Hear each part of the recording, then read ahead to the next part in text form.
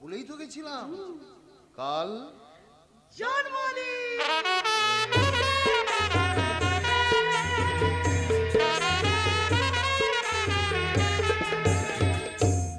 জন্মদিন, আজ হীরার জন্মদিন।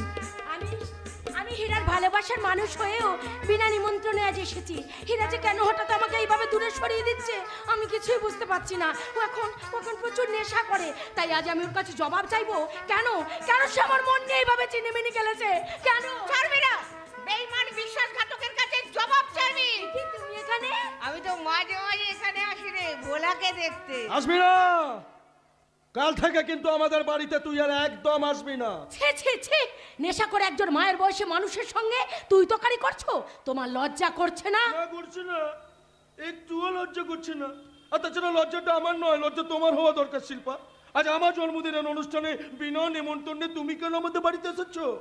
হীরা, তোমার আমার এত বছরের সম্পর্ক তুমি মুছে দিতে চাইছো? আচ্ছা